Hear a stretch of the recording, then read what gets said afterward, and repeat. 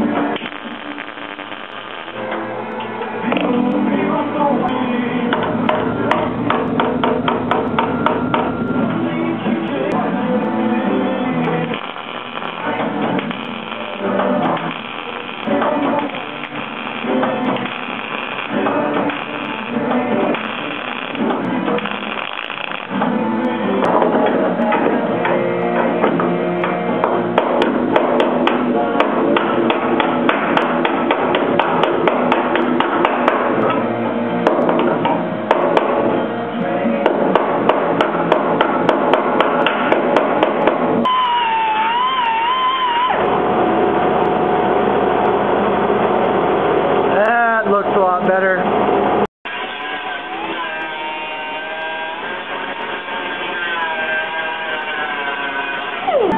Alright, I didn't show this, but I relocated this guy to the right spot.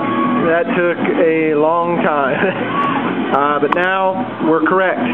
So we have the right edge support. The hole should be in the right spot. This guy should be in the right spot. All welded nice and neat. Now we are ready to prep for paint. So we're going to mask all this off and get this all clean. Nice and clean, ready for paint. We're going to put on some epoxy. We're going to let it dry for a few hours, and then we're going to put on some bed liner, baby. Alright, got her all masked up. I don't know, I still suck at masking. I'll tell you that. Okay, I was thinking about spraying the whole thing with fart can, but I'm not going to. We're going to put epoxy on here. Yep, no fart can.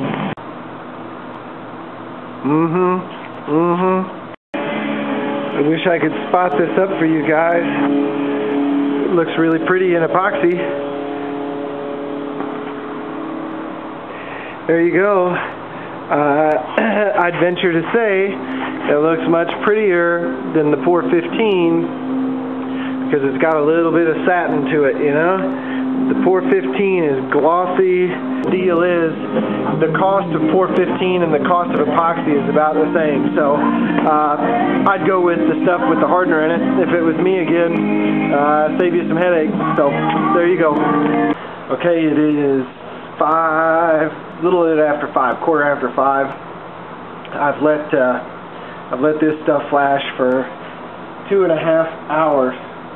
So I know there's concern about putting urethane over the top of epoxy in that it might not gas out fast enough and all that stuff. I've not had any major problems with it in the past. That's not to say that what I'm doing is right. It's just I'm saying I haven't had any problems with it in the past. And we've got a number of things to do today. Got to go visit Grandma again. She's supposed to get out on Wednesday. They're keeping her for 19 days out of the 20 allowed for Medicare. We're going to put on the UPol Raptor, and that's going to be our bed liner. So we're going to get to shooting that, and it's actually gotten pretty cool outside. It's probably in the 30s right now. It's, I don't know, I'm going to guess it's 55 degrees in here right now. So we're going to get to shooting this. Hopefully it'll come out nice. Oh yeah, forgot to add, I talked to Dave on the phone. Dave, his channel is Dave MIII, doing the TR6, and he was asking, just some generic questions about getting started on the car. He's in the same place I was a few years back, where you kind of have that analysis paralysis, if you will. You sit and you look at it and you try and overanalyze, and you don't know where to start, and it's really hard to start. And my advice, I gave him a lot of advice over the phone, probably too much. I don't know when to shut up sometimes, but I always tell people, start with what you know, and keep going with what you know until you run out of what you know, and it'll be amazing. When you get to where you've run out of things you know, you'll almost be done with what you got to do. So just start with what you know, Dave. If you know how to fix that rust on the door, strip the paint off, fix the rust on the door, and the rest will start taking care of itself. It'll all just fall into place. So I can't wait to see that project. It's actually started. So he put up his first video of taking the door off and stuff like that. So gonna rebuild the hinges probably, or do something along those lines, which is a good thing. You want those doors to line up. That's very, very important. So when you get the new hinge, you want to put it back on. I know it sounds horrible, but you want to put it back on and make sure those gaps are right, because those pins, when they're tight, will make the door sit different than when they're loose. So small things, but that door will probably come on and off there 10 times. So just get ready for it. Just do it. It hurts. It's hard, but you'll thank yourself for it when everything fits right and shuts perfectly when that car's done. Okay, there we are, single coat on there. That looks really nice from here. Looks much better than my fender weld because I didn't have to work into the corners and get all crazy and stuff, so it's actually super even. I'm really impressed. I stayed back nice, probably a good 12 inches, and just let it fly, 30 pounds. I did put in just a wee bit extra reducer, or sorry, you get hardener, and the idea is if you put in a little hardener, it thins it out just a little bit. So we're going to wait just a little longer for it to flash off than normal. But that hardener actually, a little extra hardener made it really smooth out, and I like it. The texture is much nicer than what's in the wheel weld. Wish I'd have known that little trick back then. Okay, per the book, gave it an hour flash time. It's still kind of wet there. I just got done spraying it, but that'll give you an idea of the sheen. It looks really good. Night and day better than the fender welds. Not that the fender welds are bad. This just has such a small texture to it. I really like the way that came out. It looks really nice. The wheel welds have a lot bigger texture to them. But this was sprayed, like I said, a little bit more hardener in there and stuff. So anyway, we'll take all the masking off and we're done with this project. Whew. Do not let your meat loaf.